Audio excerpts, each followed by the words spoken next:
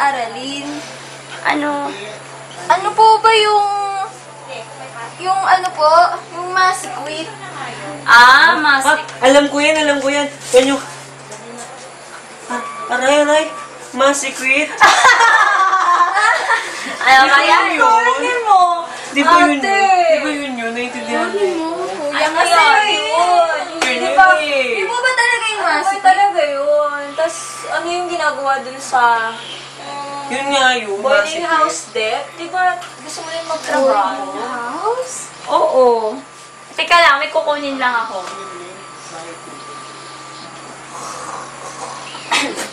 Ganito kasi yan. Pinakaunang proseso sa boarding house ay ang clarification na kung saan the juice is clarified to remove mud, and the next step is evaporation to prepare the syrup. Para matanggal yung sobrang tubig. tama at sunod dyan ang pan-boiling and crystallization na kung saan ang masikwit naman ang mapo-form. Yun pala ang masikwit. Thank you, ate. The objective of pan boiling and crystallization is to produce and develop satisfactory sugar crystals from the syrup.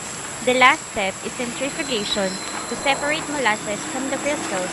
And now, you have raw sugar. Raw sugar! Wow! Ang galing! Pero parang ang hirap sa boiling house. Gusto ko maging head ng mailing department. Tapos ikaw naman, ate, ang head sa boiling house. Tapos Oo ako, naman. amo nyo. Ay, Gusto nyo yun? ayaw, may suka ka kasi. Okay lang. Ikaw naman mukha kang sapsap. Saka ikaw mukha kang... come on. Come on. Ang tanong lang ho naman namin ay bakit gano'n ang sistema? Hindi ho kasi namin maintindihan yung hatian. Oo nga. Nakakainis eh. Bakit? Puro sinasabi nyo may sistema tayong sumusunod, pero hindi naman namin maintindihan. Ay, ako nga. Okay. Kasi po ganito, yung asawa ko po kasi hirap na hirap na sa pagsasaka. Parang nalulugi na ata sila sa pagmamanage ng tubuhan namin. Ba't ganun? Parang wala naman kaming kinikita sa mga binibigay namin tubo sa inyo. Alam ko na yan. Yung nangyayari sa atin ngayon, na kakaunti lang nagagawa natin kasukan. Anong po ang pangalan nila? Ay, ako nga po pala si Isa. Isa. So, Miss Isa. So, ganito po kasi yan. Hindi naman po porket marami ang binibigay ng tubo sa amin, ay marami tayong nagagawang asukal. Ang hirap po dito kasi iba't ibang klase ng tubo. So, hindi lahat ng tubo marami yung laman na asukal. So, kung ilan lang yung laman, so, yun lang yung maaari nating makuha at hindi pa lahat ito nakukuha. Ay, akala ko pag piniga mo yung tubo asukal na yung makukuha mo. Hindi po ba ganun yun? Ay, hindi po ganun. Kasi paano po talaga kung kaunti lang yung laman ng asukal ng tubo nyo? So, paano po, diba? Yun. Paano nga po ba, kunwari, binigyan po namin kayo ng ganitong kabigat na tubo ko. Paano po namin malalaman kung ilang yung asukal? Titignan natin kung gaano ba karami yung binibigay yung tonelada ng asukal na binibigay sa amin. At saka, titignan din natin yung % ng binibigay yung na tubo. Ano yung 4%? Pero may ko lang narinig yun Pasensya na ho. So, ang poll po ay ito po ay sukat kung gaano karami talaga yung laman ng asukal ng nasa tubo. Kasi hindi naman lahat ng nasa tubo ay asukal, syempre. Tsaka tinitignan po din natin kung gaano ba, isa pang tinitignan natin kung gaano ka-epektibo yung pagkuha natin ng asukal galing sa mga tubo nyo. Epektibo, so bale, kasama na yung performance ng nyo? Oo, syempre. So tinitignan din natin kung gaano ba, kung performance, kung gaano ka galing yung pagkuha natin. Tinatawag din natin tong sugar distribution factor. SDF, or the sugar distribution factor, can be computed by multiplying extraction E times Java ratio R times correction factor CF times 1000 all over Pole of Sugar times SJM. Sa pagkalkula natin ng kung gaano ba kadami yung makukuha nating asukal ay titignan din natin yung pole nga ng inyong tubo at saka yung first express juice. Ang first express... First express juice? So ang first express juice po ay ito po yung unang nakukuha pagkatapos pigain ang inyong tubo. So may mga hindi po nakukuha dun sa tubo ninyo. Pero para ito po ay mas maganda sa inyo kasi titignan namin sa pagkalkula namin na pareho lang yung nakukuhang asukal or pol sa tubo nyo sa nakukuhang first express juice. Ito po yung ratio ng pagkuha nyo sa pagkuha namin sa tubo ninyo. Yung pagkuha ng asukal, base po to sa Java. So, itong kalkulasyon na ito ay nagawa sa mahabang proseso ng pag-aaral. Java ratio. R is equivalent to 12% cane over 12% of crust juice. Meron din po mga bagay na siyempre titignan natin yung mga hindi natin makita kung saan ba ito nawala. Ito po siyempre yung mga correction factor. Correction factor. Based sa nasayang o nakasama na asukal sa filter cake at iba pa. Titignan din natin yung pol nga ng asukal natin. Kasi pol. Kasi po kung titignan natin ito, hindi kasi po yung nabubuo nating asukal, hindi yung puro asukal. So, meron din po doon siyempre tinatawag na moisture, yung medyo kakarampot na tubig sa ating asukal. So, tinitignan din po natin yun. Pagkatapos nun ay siyempre yung SJM. Ang SJM po ay ito po yung factor na nandun galing sa pagpiga ng inyong tubo papunta sa kung gaano ba kadami talaga yung pol sa asukal natin. Ayun po.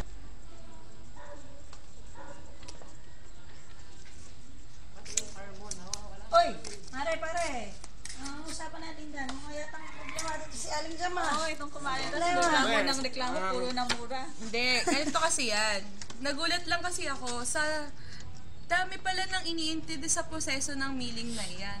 Naisip ko lang, kung patuloy ang ganong sistema, hindi lang pala lupa ang matutuyo, pati na rin ang utak natin kakaintindi. Bakit? Ano bang nakita mo doon, ha?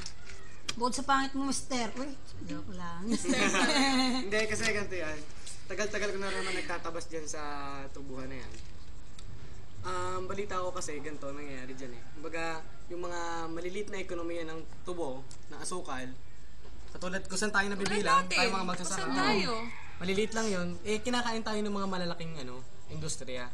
So, yun lang. Pare naman, wala naman tayong magagawa doon. Karaniwan na yun sa industriya natin. At nagiging monopolyo na ng malalaking plantasyon ang mga trabaho nating ordinaryong magsasaka. Tama, feeling ko tama talaga yun eh. Tama ka doon, Tol. Kasi yung parang nagiging usapan kasi dyan sa hatian, depende rin kasi yun sa negosasyon ng mga amo natin, mga magsasaka, at saka nung miller. Tama. So, ibig sabihin yung pinapaliwanag nilang sistema ay base lamang dun sa totoong nagdadaanan ng proseso. Oo naman. Siguro. Hindi naman siguro sila gagawa ng ganong, kung dihado tayo lagi eh. No? Pero wala kayong politika dyan? Meron yun, sigurado. Pero ito talaga, pare. Kung nakapag-aral lang tayo, hindi sana tayo puro kuro-kuro ngayon. Ang kasi wala tayong buhay talaga eh. Ganyan talaga eh. Wala tayong pinag-aralan eh. Teka muna. Awat muna, lumalalim na ata ang usapan eh. Kung natapos lang sana natin yung... Kung natapos ko ang aking pag-aaral, di sana'y mayroon na akong dangal na ihaharap sa'yo at ipagyayaman sa Magandang hapon na, Don Tiburcio. Ano yun? Bakit? Kami yung makikiusap. Baka pwedeng makabale. May sakit lang si Mrs. Naku, huwag kang kausapin nyo dyan, tukol dyan. Wala na talaga kami malalapitan, Don Tiburcio May problema ako ngayon Huwag nyo muna ako kausapin tukol dyan. Mga ako, Don Tiburcio. Tanggi mo Oh, okay. Ay pare. Oh, masarap eh. Mukhang kanina yung narinig ko kayo nagpapasaringan dyan. Ano ba yung narinig ko? Ay pare, kami talaga gusto na namin yung aman eh. Nako! Kung kayo nagpapayabangan, wala kayo sa akin. Yung mga narinig ko, wala yan. Oh? Nakikita ko na pagyaman ko. Nakikita niya yung lupang yan? Nakita namin pare. Oo naman pare, anong ibig mo ipaiwatig dyan? Yan ang ikayayaman ko. Diba? Ba't kaya yaman sa lupang yan? Basta, akong bahala. Marami bang gold yan? Pagtataliman natin yan. Yung tatapakan nyo, tapakan natin ang asukal yan. Ano? Yan tayo katindi. Sa'yo, nagmamakaawa. Kunin mo na ang lahat sa akin. Wag lang siya. Wag lang siya. Kunin mo na ang lahat sa akin. Wag lang ang aking mahal. Alam kong kaya mong paibigin siya. Sa akin maagaw mo siya. Pakiusap ko sa'yo, magmahal ka na lang ng iba. Magmahal ka na lang ng iba. Kunin mo na ang lahat sa akin. Wag lang ang aking mahal.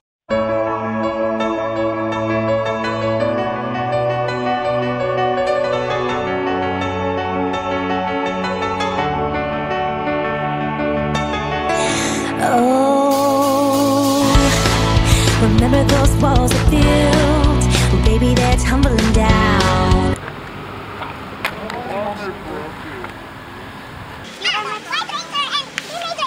White Ranger and Jigsaw Lee. Si Avatar yun. Jigsaw Lee.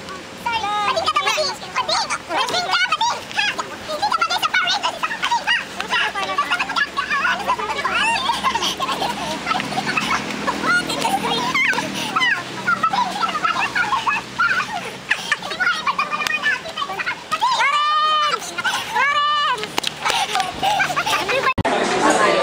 Mr. Lyndon G. for the ideal boarding house economy and the actual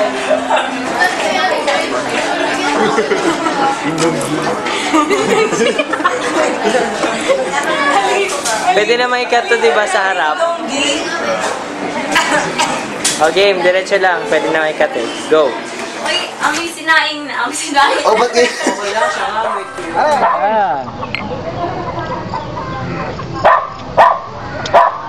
Isipin mo yun pare. Dumais-dis lamang sa palad kung kinita ko maghapon. Eh, ang daming gas ngayong araw eh. Hindi! Natakbo ka kayo. Hindi, sa pangalawang linya yun. Hindi yun, sa umpisa yun. Alam mo po tayo. I'm walking on sunshine.